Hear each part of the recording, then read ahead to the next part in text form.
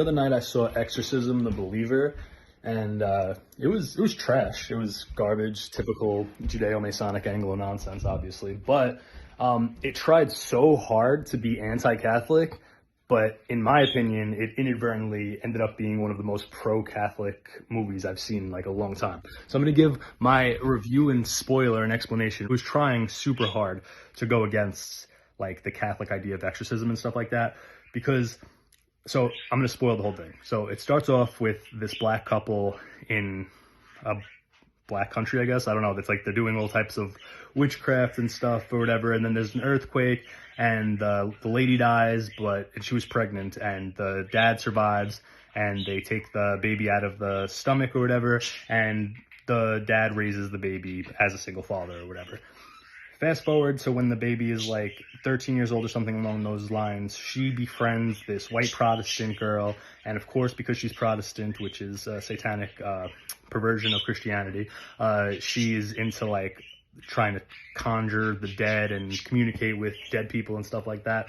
So they go into the woods with like a piece of clothing from the mom and do like this ritual spell to try to communicate with the mom. And then they go missing for 3 days and nobody knows where they are. They come back, they find them, and they have no memory of anything, and they're clearly possessed, and stuff starts going crazy or whatever, and that's what leads to them needing an exorcism, right?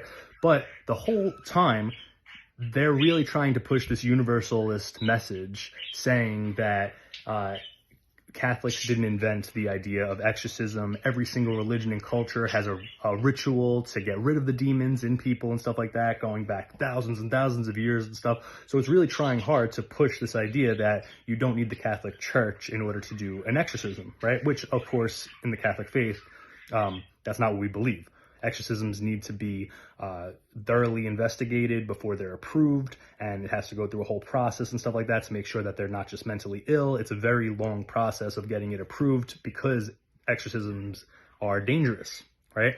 So they go to the original mom from the original Exorcist, right? Because before that, the black dad, the Blatty as I call him, he does not believe in anything. He's like an atheist or whatever, and so when the girls come back, the white Protestant parents think that she's possessed by a devil immediately, and the black dad is like, no. So then the black daughter is in the hospital, and the nurse comes up to her, and the black daughter in like a demonic voice calls her sister something or whatever, and says like, you didn't let your kid survive or whatever. And what had happened was that the nurse was going to be a nun, and then she dropped out of the convent for a guy, I guess, got pregnant, and then had an abortion, but she didn't tell anybody that. So when the demon inside of the little girl told her this, she believed that it was really a demon and went to the father and explained that to her and gave him this spiritual book that she should read or whatever. So he reads this book, and the book is written by the mother of the original girl who was possessed in the 1973 movie, The Exorcist. Right, Regan and her mom, right? So she's this old lady, it's the same actress, and so she gives him this book, and he's watching all her YouTube videos and stuff like that or whatever. So he goes and he meets with her, and she's like this like boomer liberal, just like she's like a Jill Stein. That's who she reminded me of, Jill Stein. Like she's like, yeah, you know, we did an exorcism of my daughter, but you know, the Catholic Church isn't who invented the exorcism or whatever, and I didn't become a Catholic after the exorcism. And the guy's like, oh, why not or whatever, and she's like, because I didn't want to give into their patriarchy and stuff like that. She literally says that. She says like something along the lines of like, I couldn't join the Catholic Church because it's a patriarchy, right? So she's like after the exorcism, I wrote a book about my experience, which made my daughter hate me because she didn't want anybody to know about it. It was private, so her daughter hasn't talked to her in like 30 years. Right, and she has like no family, no friends or anything like that, no religion, but she thinks she's an expert on exorcism now. So she's like, yeah, all you need to do is have do one of the rituals and the demon will come out. So she goes and tries to do an exorcism herself on the one little girl and immediately gets stabbed in the eyes, like immediately, right? She doesn't die, but she gets like disfigured and blinded, right? So obviously that form of exorcism didn't work, right? Mind you, she has been through this. She like is the start of all this. She knows which ritual works for the exorcism because she watched the Catholic Church do the ritual. right? So then after that, they decide that they need to get all different types of religions, like the black witchcraft thing and the Protestants and even the Catholics, right? We need to get everybody together and do all these different rituals at the same time to get these demons out of it, right? So the Catholic priest goes to the Catholic Church and presents them with evidence and says, I really think that these girls are possessed. And the Catholic Church says that there's going to be a lot of controversy. We haven't approved an exorcism in a while, and people have died in exorcism. We don't think that it's appropriate to try to do this, blah, blah, blah stuff. It tries to make the Catholic Church look really bad that they're denying trying to help these girls who are clearly possessed by demons. But the priest who went there, right, ends up going back to the house and tells them the Catholic Church did not approve of the exorcism. So naturally, if you're a priest and you don't get approved to do an exorcism, you can't just go against the Catholic Church and do it by yourself, right?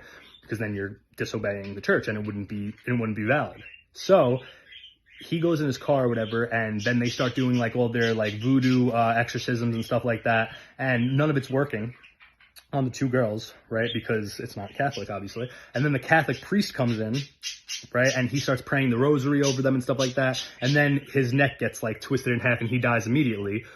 Once again, showing that he went against the Catholic Church and did it on his own volition, and it got him killed, right? Mind you, this is in the same universe of the first exorcism. So we already know that the real way to get rid of a demon is through the Catholic Church, right? So after he dies, the two demons in the little girls or whatever tell the parents, only one of these kids are going to survive. And you have to make the choice of who's going to die and who's going to survive. And at first they're like, we're not going to choose who to kill. And it's an impossible choice, blah, blah, blah.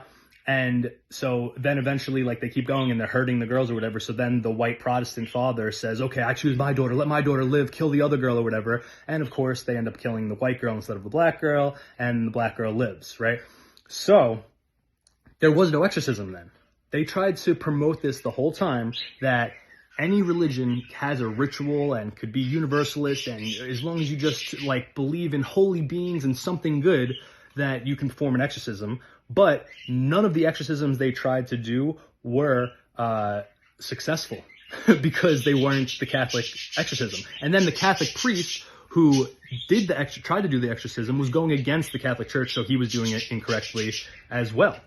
And it also made me think, like, oh, it's trying to make the Catholic Church look bad because they denied him doing the exorcism or whatever. But the fact that he disobeyed them right after shows that he probably, like, in all likelihood, he had a reputation of doing, like, the wrong thing and probably going against the hierarchy. So when he presented the evidence that these girls needed an exorcism, they probably were like, well, this guy's like kind of a weirdo. He doesn't listen to us or whatever. He is a known reputation of going against authority and stuff like that. This could cause like a lot of controversy that we don't need. So that's in my headcanon because they never really explained it. But the fact, just the circumstantial evidence that he didn't listen to his diocese and to his superiors shows that he probably had a pattern of not following directions, right? So, and then at the end, after the demons are gone, the white girl dies, right? So that's what I was trying to say. That none of the exorcisms worked. They ended up having to actually make a deal with the devil, right? They had to say, okay, we want this girl to die or whatever. And then, of course, the devil tricks them and he lets the black girl live instead of the white girl and whatever, like that. And then they're like, oh yeah, everything worked out great. And I was like, the girl died. Like nothing was successful. An exorcism didn't even like take place.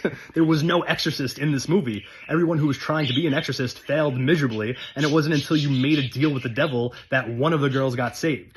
So the point that you're trying to push against Christianity and against Catholicism just is moot. And you prove that the only way to do a successful exorcism is through the Catholic Church, through the proper channels. Right? And then at the very end, the mom from the original Exorcist, who now doesn't have any eyes, is in like a hospice or whatever. And then the original girl, Regan, comes and forgives her mom. Probably because she's Catholic after going through an exorcism herself. And she ended up being the only redeemable person in the entire movie because she ended up forgiving her horrible mom who wrote a book and tried to exploit her daughter for profit and ruined her relationship. And was just a horrible person all around, because she knew and witnessed firsthand that the devil was terrified of Jesus Christ, and that only the power of Jesus Christ could get the devil out of her daughter, and she still let her pride push her away from the Catholic faith. So, yeah, I'm going to give this movie a 2 out of 10 because it was garbage. There was only 3 like really creepy scenes that actually made me go, oh wow, that's pretty creepy. But like everything, I was just watching it the whole time. The first like half of the movie was good, right? But then once they get to the old lady and like they start trying to promote this universalism nonsense, it was garbage. The ending was trash. It was clearly very conservative, anti-white, all that stuff, but that's natural to be expected or whatever. But I really do think that like the anti-Catholics that wrote this movie did not understand like what subtext is, and that anybody that could watch this from like an outside perspective, from a Catholic perspective, can be like, oh, so nothing worked because you didn't do it the Catholic way. So yeah.